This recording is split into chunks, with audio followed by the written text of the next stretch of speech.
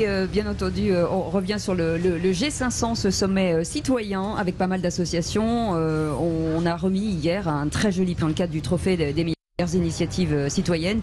Il est avec nous ce matin, c'est l'équipage solidaire qui est avec nous, Ridouane. Dans un instant, nous serons avec Stéphanie Fugain, présidente de l'association Laurette Fugain, et Mona Jafarian, collectif Femmes Azadi. Oui, d'abord le coup de chapeau, effectivement, à vous, Ridouane, donc l'équipage solidaire, puisqu'il y avait plusieurs concurrents, hein, entre guillemets, d'associations qui se bougent beaucoup sur le terrain. Médecins solidaires, on va les signaler, Guérir en mer, les brigades extraordinaires, et vous.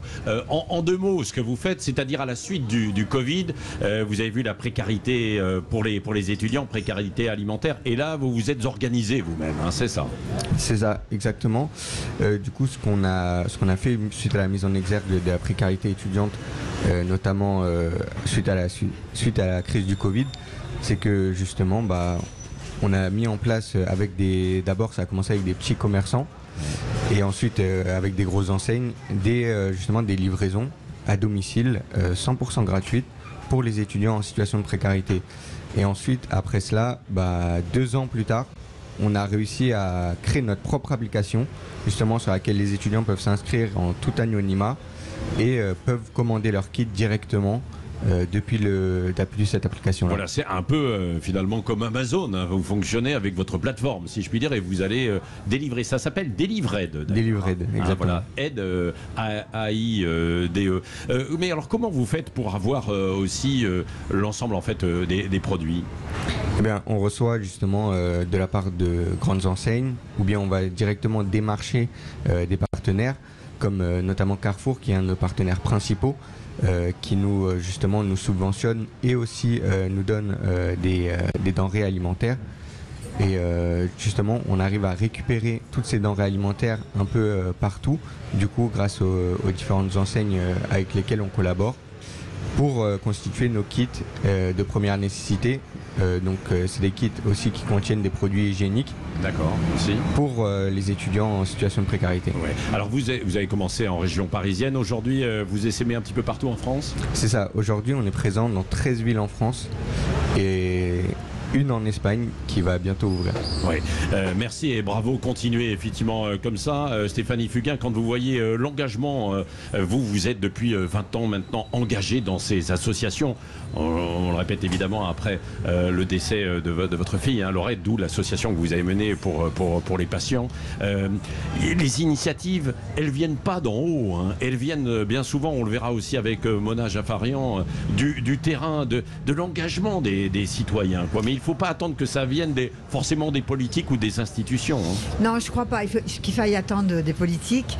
Mais ce qui est intéressant, et moi vraiment je félicite, c'est que si chacun d'entre nous avait juste un tout petit peu de conscience, en se disant que chaque petite goutte que nous allons pouvoir poser quelque part, tous les citoyens que nous sommes, nous ferions un grand monde de demain. Et ensuite, les politiques seraient obligés de suivre parce qu'ils n'auraient pas le choix. Parce qu'il n'y a rien de plus fort qu'une armée de citoyens en marche. Ouais, mais c'est ce que vous faites. Vous, depuis 20 ans, vous faites bouger les choses, quoi. Oui. Vous allez secouer le cocotier, vous allez voir les ministres, vous allez voir les médecins, les professeurs, pour leur dire il faut avancer, il ne faut pas être enfermé dans vos bureaux ou dans vos laboratoires. Oui, quoi. c'est ça. C'est-à-dire qu'on a contraint les politiques, si j'ose dire, mais c'est-à-dire qu'on a j'ai rassemblé une équipe et je me suis dit, c'est pas normal que des patients attendent à l'hôpital un certain nombre de choses, c'est-à-dire d'abord le sang des citoyens, le sang, les plaquettes, la moelle osseuse, que ensuite les chercheurs ne puissent pas avancer parce qu'on manque de moyens financiers et que la recherche, elle aimerait bien avancer s'il y avait des sous. Alors plutôt que de laisser fuir nos chercheurs aux États-Unis ou ailleurs, il faut les garder, il faut leur apporter des moyens. Donc et puis ensuite, c'était apporter soutien et réconfort aux patients, les aider dans cette traversée qui est compliquée. La famille est aussi marquée que le malade. Donc ces 3 missions, nous les menons, on fait bouger les choses, on oblige même au niveau de la médecine à ce que les comportements des médecins soient différents auprès des patients, qu'on prenne en compte, qu'on considère que c'est une famille entière qui est malade. Oui, c'est ça. Alors vous vous battez beaucoup et vous pouvez lancer l'appel donc contre la leucémie et pour le don du sang, évidemment. D'ailleurs, je vois qu'il y a une affiche là du don du sang de ici sur le Vieux-Port à Marseille. De l'établissement français du sang. Alors franchement, je vous invite à y aller parce que comme diraient les On en petits. manque en fait aujourd'hui. Mais c'est tout le Et temps. toujours à l'approche de l'été, on dit attention, on manque de... On est toujours en flux tendu en fait. Ouais. On est en flux tendu parce que les gens n'ont pas inscrit dans leur quotidien cette démarche. La démarche d'aller faire un don de sang. C'est tellement magnifique, c'est tellement fort, c'est tellement... Enfin, pour tous ceux qui ont l'impression qu'ils ne servent à rien sur cette planète, là je peux vous dire qu'ils auront le sentiment... Et tout le monde peut donner aujourd'hui. Alors évidemment, Non, sauf tout le monde, pas oui. tout le monde. Non mais j'allais dire tout le monde. Ouais, non, mais- on peut dire que d'abord, quand on ne le sait pas, on rentre dans un centre établissement français du sang, on va faire une prise de sang, on dit est-ce que je suis bon pour le service, et parce qu'il y a des contre-indications si vous avez été malade vous-même, si vous avez été transfusé, si vous avez certains médicaments. En dehors de ça, alors tous les jeunes que je croise sont quasiment aptes à être donneurs de sang. Oui, c'est ça. Donc, mais pour qu'on réussisse ensemble, comme vous dites, il faut que chacun donne, quoi. Oui, bien oui, sûr, parce un que petit peu. franchement, là, on parle bien de citoyenneté, on parle bien de quelque chose qui va plus du tout dans ce monde, on parle de quelque chose qui est grave. Je fais partie de ces gens qui ont eu le temps de voir le temps passer avec mon âge, et je m'aperçois qu'en fait, ce monde dégringole de jour en jour, qu'il n'y a pas d'initiative suffisamment mise en avant, et que c'est maintenant qu'il va falloir se réveiller. Mais moi, je suis rassurée parce que je vois vraiment quand même beaucoup de jeunes, beaucoup de personnes qui sont debout et qui ont envie de défoncer les portes pour y aller. Oui. Donc moi, je les encourage. Et debout comme Mona Jaffarian, bien sûr, du collectif Femmes Azadi. Rebonjour Mona Jaffarian, Bonjour. merci d'être avec nous. Vous battez, évidemment, pour le combat qu'on connaît, hein, l'Iran, mais à distance, quoi. Hein. Racontez-nous comment vous menez ce combat associatif qui peut peser plus que les politiques parfois. Eh bien, moi je vais vous rejoindre dans ce que vous disiez, c'est que j'ai vraiment la conviction profonde que les changements viennent de la société et pas des politiques, parce que les intérêts sont pas les mêmes, parce que le but n'est pas le même et que la motivation n'est pas la même, et on s'en rend compte aujourd'hui avec cette révolution iranienne, c'est que partout dans le monde, c'est la diaspora iranienne qui est en train de faire bouger les choses, qui fait en sorte que le Mais monde... comment elle peut faire quand on est à distance, quoi? Eh bien, on Comme se vous. mobilise. Oui, vous mobilisez, mais vous êtes loin, donc c'est difficile d'agir, quoi, non, directement. Mais en fait, c'est très facile d'agir pour nous, puisque la première chose qu'ils nous demandent, c'est déjà de porter leur voix. Ouais. Parce qu'en 2019, quand ils tuent 2000 personnes en quelques jours, le monde s'en fiche, le monde détourne les yeux et il n'y a personne pour relayer.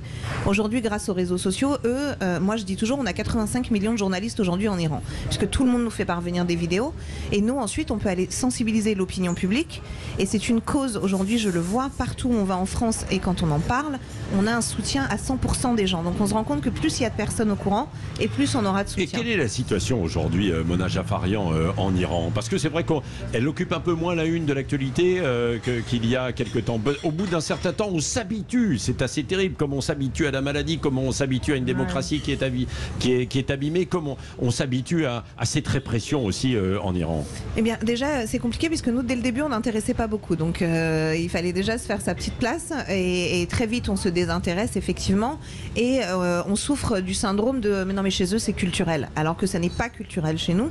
Que nous, on les appelle les colons et qu'on subit ça depuis 44 ans. Donc, un Iranien n'est pas culturellement... Qui est-ce que vous appelez les colons? Les mollahs. Donc, les la mollahs. République islamique, ces islamistes qui sont aujourd'hui au pouvoir en Iran et qui sont en train de coloniser notre pays. Et les femmes se battent, les hommes, en fait, toujours, les jeunes. Tout le monde. Et même si Mais aujourd'hui... il y a toujours de la répression. Elle est terrible, la répression est terrible, et c'est pour ça qu'aujourd'hui on ne voit pas des manifestations de rue tous les jours massives, puisque les gens meurent, sont torturés, sont violés, donc c'est très compliqué de continuer. Donc du coup on assiste à des vagues immenses de désobéissance civile, où les femmes retirent le voile, les hommes sortent en short, on retire l'argent des banques, on ne consomme plus dans tous les commerces qui appartiennent au corps des gardiens de la Révolution. En gros, le peuple iranien est en train de faire s'effondrer la République islamique de manière économique, et les fondements même, la base même Mais de ça prend du temps. l'islamisme. Pas tant que ça, puisque si vous regardez aujourd'hui, ils sont vraiment à genoux.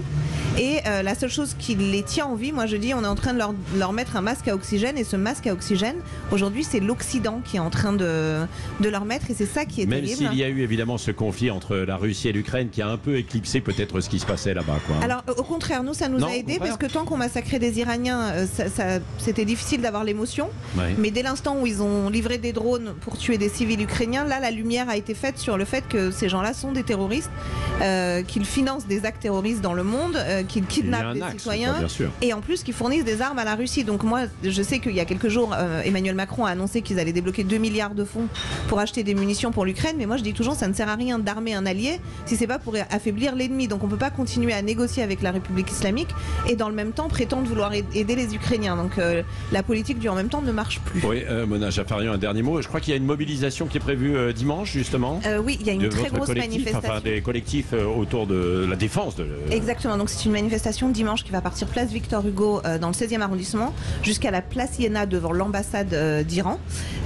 Et il y aura des députés suédois, allemands et français, et on aura peut-être une très bonne nouvelle à annoncer au peuple iranien. Des initiatives qui sont en cours, quoi. Exactement. Merci Mona Jaffarian, merci Ridouane de l'équipage solidaire, Stéphanie Fugain qui est marraine aussi, ambassadrice de ce forum G500 citoyens qui se poursuit ici à Marseille jusqu'à demain avec Cécile de Ménibus et Philippe David pour les vraies voix ce soir en direct de 17h à 19h. Cécile est partie prendre un café, bah voilà, tout simplement parce qu'il fait bon ici en terrasse de la Samaritaine sur le Vieux-Port à Marseille.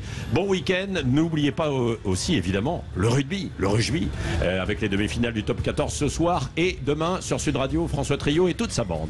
Bonne journée, bon week-end. Sud Radio. Sud Radio.